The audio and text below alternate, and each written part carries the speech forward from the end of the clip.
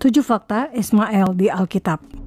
Meski Ishak adalah anak perjanjian antara Tuhan dengan Abraham, Tuhan tidak mengabaikan Ismail, anak Hagar, budak Mesir yang ditiduri Abraham. 1. Nama Ismail dari Tuhan. Kejadian 16 ayat 11 tertulis, selanjutnya kata malaikat Tuhan itu kepada Hagar, engkau mengandung dan akan melahirkan seorang anak laki-laki dan akan menamainya Ismail, sebab Tuhan telah mendengar tentang penindasan atasmu itu. Pesan ini disampaikan di mata air yang dikenal sebagai Lahai Roi, dari kata El Roi, nama pujian Hagar kepada Tuhan yang mendengar. 2. Ismail, si keledai liar. Kejadian 16 ayat 12 menulis karakter Ismail, seorang laki-laki yang lakunya seperti keledai liar. Demikianlah nanti anak itu, tangannya akan melawan tiap-tiap orang, dan tangan tiap-tiap orang akan melawan dia. Dan di tempat kediamannya ia akan menentang semua saudaranya. Inilah yang tertulis tentang karakter Ismail. 3. Ismail disunat umur 13 tahun. Perintah Tuhan kepada Abraham adalah menyunat Ishak yang akan lahir pada usia 8 hari.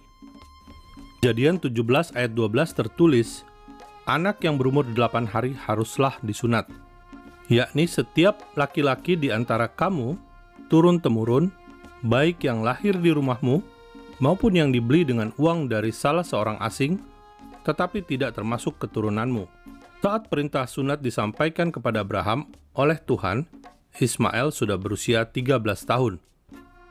Tradisi sunat laki-laki Yahudi di usia 8 hari inilah yang dilakukan hingga hari ini, termasuk oleh Yesus sebagai orang Yahudi. Lukas 2 ayat 21 tertulis, dan ketika genap 8 hari dan ia harus disunatkan, ia diberi nama Yesus, yaitu nama yang disebut oleh malaikat sebelum ia dikandung ibunya. 4. Ismail diusir Abraham.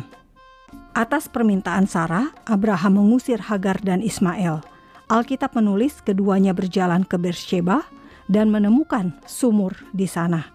Dalam tradisi Islam, sumur yang ditemukan Hagar ini dikenal sebagai sumur air Zam-Zam yang masih ada hingga sekarang di Arab Saudi.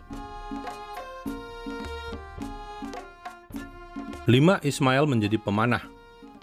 Setelah diusir, Ismail menetap di Paran dan menikah dengan perempuan Mesir seperti ibunya. Alkitab menyebut Ismail menjadi pemanah. 6. Keturunan Ismail. Kepada Abraham, Tuhan berjanji akan memberkati keturunan Ismail. Kejadian 17 ayat 20 mencatat Ismail akan memperanakan 12 raja, dan Tuhan akan membuatnya menjadi bangsa yang besar. Keturunan Ismail menetap di wilayah dari Hawilah sampai Syur. Mereka adalah Nebayot anak sulung Ismail, Kedar, Adbeel, Mibsam, Mishma, Duma, Masa, Hadad, Tema, Yetur, Nafis, dan Ketmah. 7.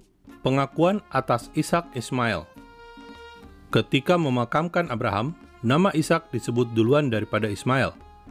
Kejadian 25 ayat 9, dan anak-anaknya, Ishak dan Ismail, menguburkan dia dalam Goa Makpela.